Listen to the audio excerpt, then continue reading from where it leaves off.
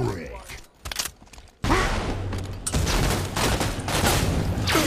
Frenzy. Double kill. Big year for Halo. Big year for Halo. Next year will be a big year for Halo. When are we getting Halo 5? Do we have a date yet? When I was at the event, they said roughly exactly a year away. Roughly exactly. So what awesome event were you at? What did you check out? I was at a really awesome event. I went and I played Halo 5, Brandon. I played the multiplayer beta that's coming out next month for everyone that owns the Master Chief Collection. And there's so much Halo stuff happening now that like I have to remember the number 5 because we're getting 1, 2, 3, 4 in a collection, and 5's on top of that. So when they said 5, I was like, oh, that's coming. Wait, no.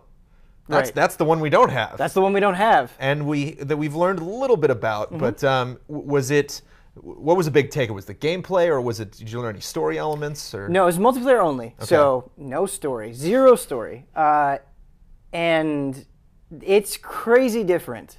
Halo. I feel like Halo has never had this many changes in one game. Wow. And I guess the first immediately noticeable thing is Halo is now a left trigger, right trigger game. Every gun has some sort of zoom in option that you do with the left trigger. And that changes things a lot. They're done with loadouts. They got rid of loadouts, which is actually something I'm grateful for. Okay. But at the same time, every weapon, because of the left trigger, right trigger nature of it, every weapon feels more effective. So that starting assault rifle you get, you can take dudes out with that assault rifle because you just zoom in. It just A, it just feels more powerful, and B, it's easier to line up headshots. But the other thing is mobility. Every single Spartan has a jetpack equipped into their suit, and you can. It's kind of like an exosuit. There's no turning back from this. It's like every franchise, every new game, you know, like all the shooters. It's like unless it's specifically rooted in present day.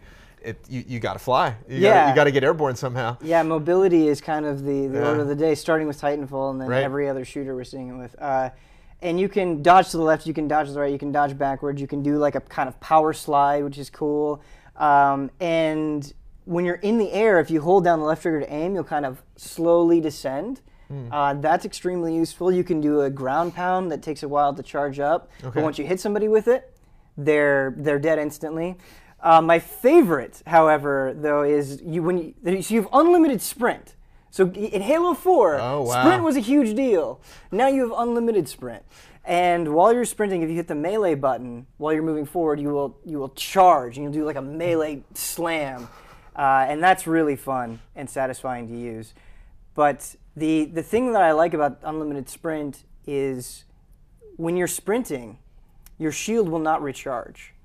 And so a lot of times during the event, I had this decision to make, like, okay, do I want to try to hide quickly and get out of cover and stay still and make myself vulnerable, or do I want to run out of the way? Which one is going to be better? And that ended up being an interesting decision a lot of the time. You can't reload, right? I'm assuming while you're running.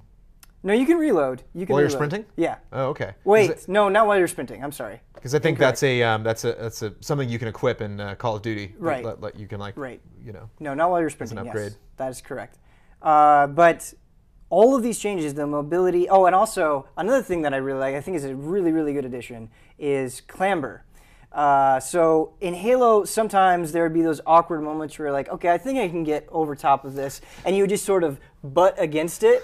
Here, when you get close to the edge, if you tap A, your character will just pull himself up. Cool. And that extremely useful. How does that look in when you're looking at other characters do it? Is the animation fluid? Did you ever see someone else clamber from a distance? I didn't see someone else clamber. I only saw myself, so I can't. You didn't do extensive clamber animation tests? No, no, I didn't. I was too busy shooting guys, Brian. Right. But there's the other thing, the other new thing, before we sort of get into how it felt, I guess, is a new mode that I really, really like. And everyone's a lot more vulnerable. You can kill people more easily, and you're in a small arena. And once you die, you have to wait until the round is over. Okay. And so it's 5v5, and it's the first team to 5 rounds, I believe, wins. And the matches are very short and very intense, and there's something, it's kind of that Counter-Strike sort of appeal where you're the last man left on the team. I don't know. I had a ton of fun with that mode, and I was the last guy left, and I ended up taking out an entire team. Maybe that's why I like it so much, because I had that moment. I don't know. To give more weight to having to your life in that match, you know, and then recycling that so it's not just that one first match, but like we have to maintain that momentum. But yeah, it's always really frustrating when you're like the first person to die and you just have to sit back and like watch the rest of the match. Yeah, very frustrating. But it's also, you learn not to rush in. You learn to take it a little bit slower. You pay more attention to your environment. All of those things. And that's like the point. That's like what they want you to do. Exactly. I keep remembering things. That's not everything. When you start the match, there's a video that plays that sort of like introduces your team, and it shows you where a power weapon is. Additionally, during the match, one of the maps that we played, the sniper rifle would spawn, and it tells you, there's a green icon that everyone can see. It's like, this is where the sniper rifle is going to be, and your Spartans will say 30 seconds until the sniper rifle is there. And at first, I didn't really like that, because I always thought one of the appeals of Halo was learning the maps, figuring out, like when you find the rocket launcher, that's a moment, you kind of savor it. And it actually, I think, is a smart addition, because even the people that weren't interested in the power weapons would show up at that spot because they knew something was going to go down. So it sort of creates these intense like skirmishes where everyone is there.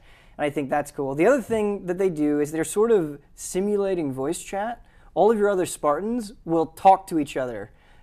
So I got a headshot, and the character next to me said, "Oh, nice kill, man."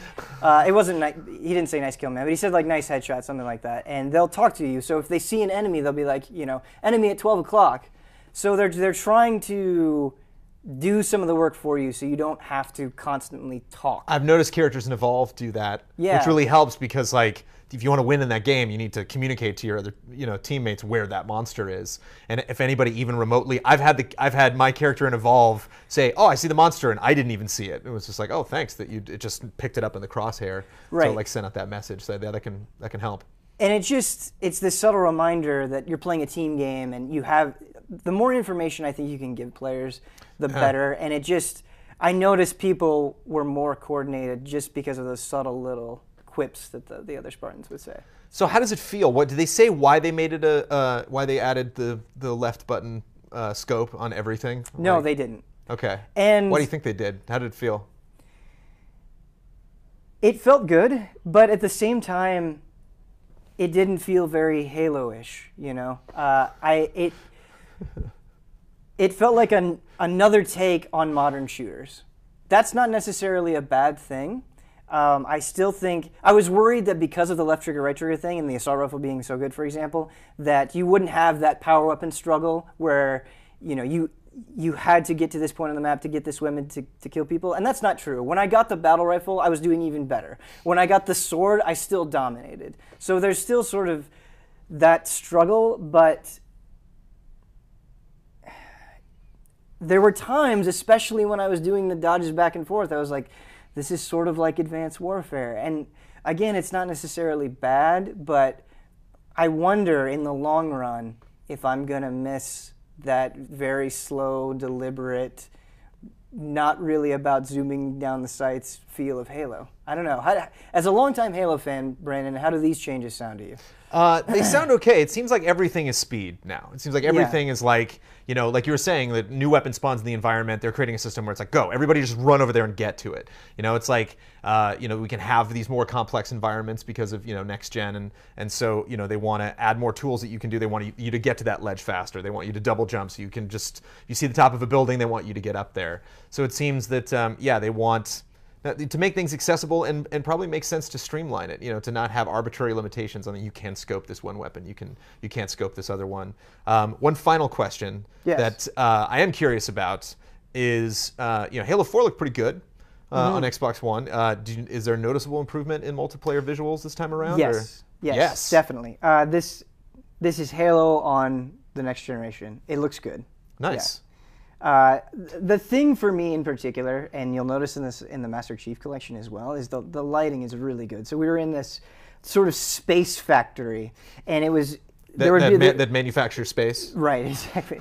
And there would be pockets of light that would beam in, and it looked really, really good. Yeah, I was impressed with how it looked. Does it help the gameplay at all? Like you can see grenades easier, or is it just?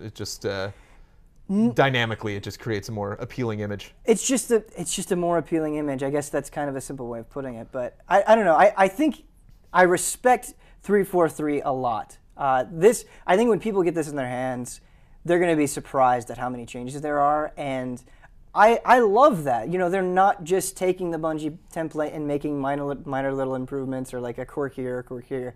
They're like, no, this is what we want Halo to be now, and that's bold, I think. Yeah, I think every entry is a great opportunity to do that, especially if they wanted this to have a lot of life on, and possibly these multiplayer enhancements to trickle over, not just to Halo 6, but maybe other Halo games that we'll get. Yeah. I mean, we got Reach and ODST, we got these other side projects, so curious. Yeah, it's kind of fun. I wasn't expecting to hear that many changes. Yeah, and you know, as they had this little presentation before they sat us down to play, and I was like, oh no, this is just Call of Duty in space.